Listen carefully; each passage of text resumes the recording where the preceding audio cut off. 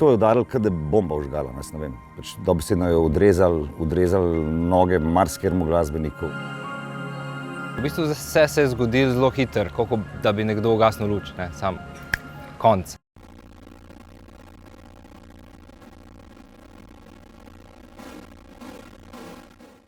Zame osebno se je svet 7. marca ustavil, se pravi, na leto imam ponavadi 60-70 koncertov, od 7. marca dalje sem jih imela 6. V tem času med sredino maja in sredino septembra imamo poskočili nekje minimalno 3 nastope na teden.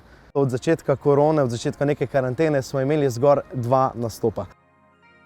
V bistvu eno zanimivo obdobje mešanih občutkov, odpadlih koncertov, v mojem primeru od marca do zdaj okoli 40. Jaz sem prišel iz New Yorka z tam malim kovčkom, ker sem planiral ostati le 14 dni. Mogel biti na turnejo na Japonsko v začetku aprila, pa se je začelo odpovedovati. Spet bi mogel priti v Evropo v začetku maja na turnejo in vse to se je odpovedalo.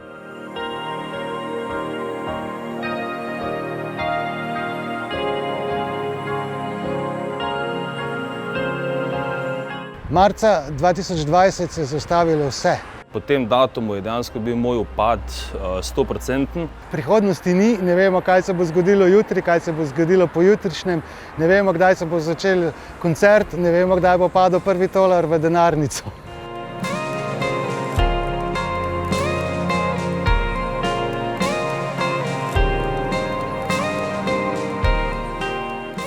Lansko leto sem izdal računov za nekih 17 000 evrov, letos, se pravi do septembra, pa za 335 evrov. Blackout je mala firmica, recimo za svet ali pa tudi za Slovenijo, pa nam je do zdaj odpadlo 320 koncertov, eventov, dogodkov. Letos sem zaslužil 11% lanskega inkoma, s tem, da pol računov še ni plačanih.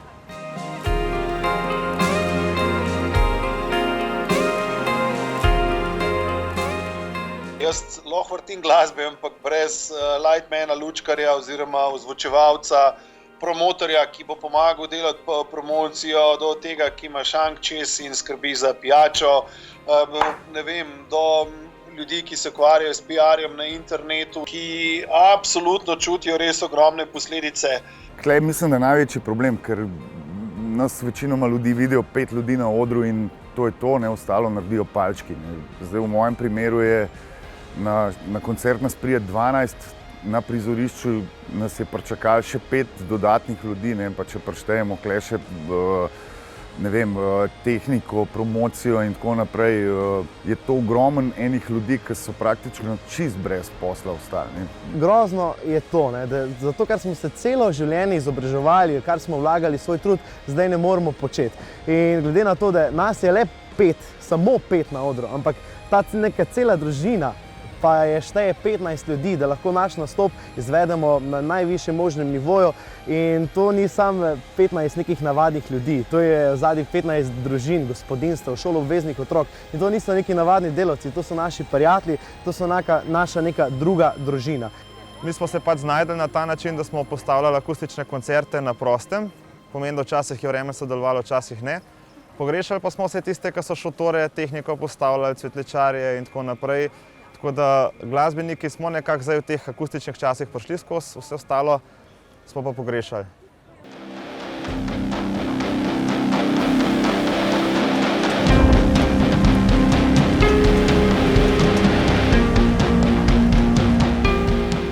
Jaz mislim, da vsak od nas pride do te streznitve, da je glasba več kot samo link na YouTubu, takrat, ko se znajdemo na enem live dogodku, to moraš v živo izkusiti. Dogodki, ki potekajo v živo, se zagotovo ne morejo primerjati z dogodki, ki jih lahko ali pa ki jih omogoča neke spletne platforme. Torej, ljudje rabijo fizičen prostor, rabijo fizičen stik, rabijo druženje, rabijo socializacijo, rabijo prostore, kjer lahko izražajo svojo kreativnost in pa prostore svobode. Ti nekdo zapre škrge oziroma pljuče, pač se počutiš zelo čudno. Se pravi, zbujaš se in sploh ne veš, kaj boš delal. Seveda, ne moreš tudi živeti od igranja sam v sebi doma. Ne. Čez čas jaz tudi padem mogoče v eno tako melanholijo, ki sem se malo furil v to, da pač ni dela.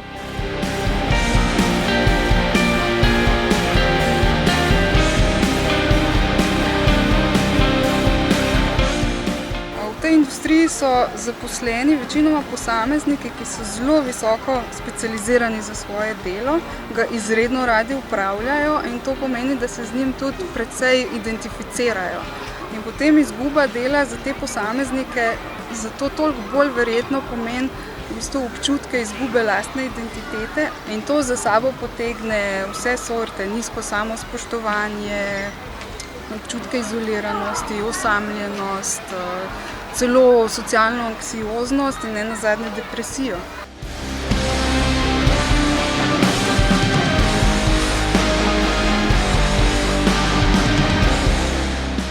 A si lahko predstavljaš svet brez glasbe? Svet, v katerem naprimer, na radiju samo govorijo, v filmih, vse čustvene momente pokažejo samo z besedami. Kdo je recimo v času karantene si predstavljal živeti brez filma, brez glasbe, brez kulture, brez vsega tega, kar nam je mogoče samoumevno, ampak obenem je čas mogoče, da priznamo torej vlogo kulture v naših življenjih.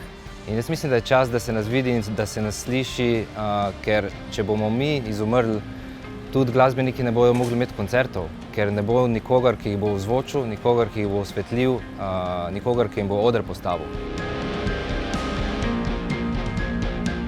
Pojavi se tudi vprašanje motivacije mlade generacije, mladih kadrov. Čez nekaj let lahko imamo totalno vrzel v novih kadrih, od umetnikov do tehnikov. Kdo bo to generacijo učil, če se hkrati zdajle pojavi še beg možganov že usposobljenega kadra?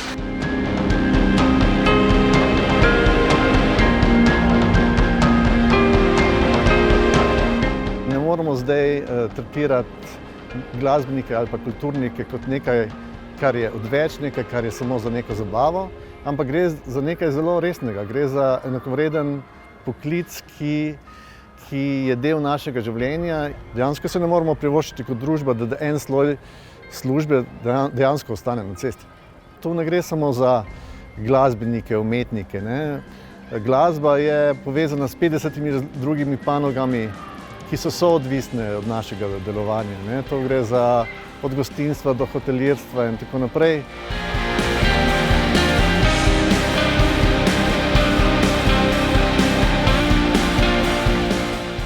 80 kilometrov zahodno od dvorane, pred katero se nahajamo, so v Divjih Babah odkrili neandertalsko piščal, najstarejši glasbeni inštrument na svetu. V teh krajih se torej glasba igrala od pameti veka.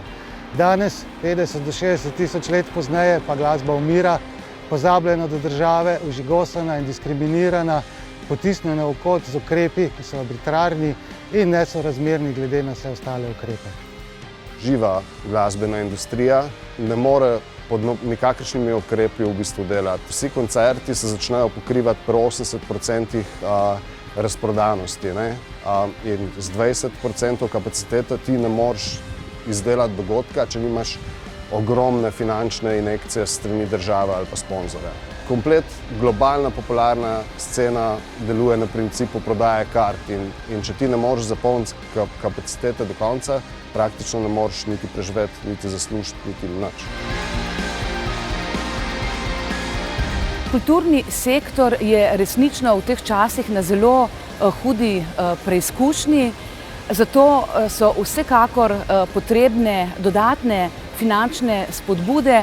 Tukaj imam v mislih dodatna programska sredstva, štipendije ali kakršnekoli druge oblike finančne pomoči, zlasti za samostojne ustvarjalce, ki so v tem času resnično v nezavidljivem položaju, v zadnjih mesecih celo od vseh pozabljeni, brez kakršnekoli pomoči.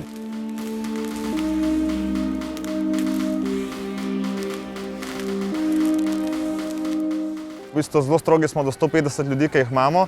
To, da ni plesa, pomeni, da se izogibamo temu stiku med seboj. Ta razdalja med ljudmi in predvsem strah pred bližino, ki pravzaprav ohromi izkušnjo koncerta. Koncert je nekaj, kjer se zelo sprostimo in kjer v bistvu doživljamo ena čustva popolnoma neobremenjeno.